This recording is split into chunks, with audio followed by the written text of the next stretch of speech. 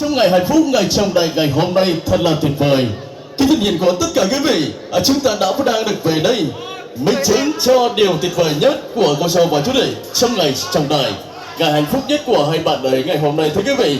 Và bây giờ khoảnh khắc tuyệt vời hơn nữa sẽ công nhận lấy những tình cảm thân thương đến từ đại diện của hai bên gia đình sẽ trao về toàn thể quý vị chúng ta những lời phát biểu và những lời cảm ơn chân thành sâu sắc thưa quý vị. Phía gia đình họ những cái xin mời quý ông, chú hiền, quý bà cùng một bước là người bố, người mẹ kính yêu của cô dâu xin mời trở về sân khấu.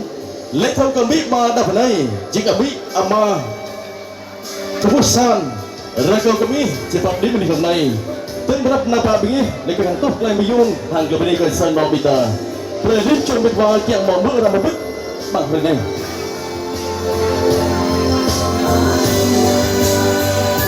Vì phía gia đình họ nhà trai xin mời quý ông Ramahwar, quý bà Siblek là người bố, người mẹ kính yêu của chú rể xin mời trở về sân khấu đồng hành với chú rể.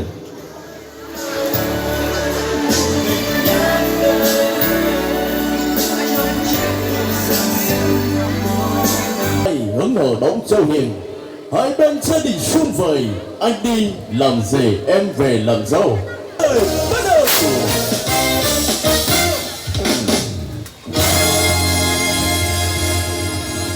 Tôi thay mặt gia đình của cô dâu, tôi đây là cậu Vy Bông. Kính thưa anh chị cô bác, kính thưa hai họ gia đình, hôm nay là hai đình thống nhất tổ chức lễ tân hôn của hai cháu. Tôi không biết nói gì hơn, chỉ chúc mạnh khỏe hạnh phúc. Một lần nữa xin trân trọng cảm ơn. Chị đây. Sơn nghĩa mẹ như lửa. 1, 2, 3, xin chúc mừng bạn hãy cùng tay chúng tay cùng vẽ nên một câu chuyện tình yêu lãng mạn nhất của ngày hôm nay. Và thưa quý vị, ngày xưa ông cha ta họ cắt bánh bằng dao, và giờ đây đứa bạn trẻ của chúng ta họ cắt bánh bằng sải to thưa quý vị. Tay bưng đi mũi chấm gừng có thể cay, muối có thể cạn, nhưng xin đừng quên nhau. Và giây phút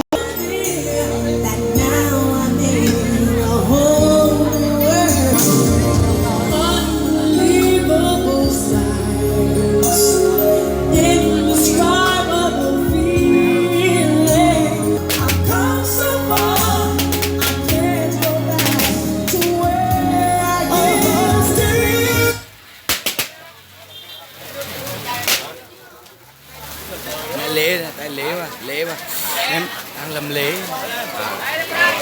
đăng ký rồi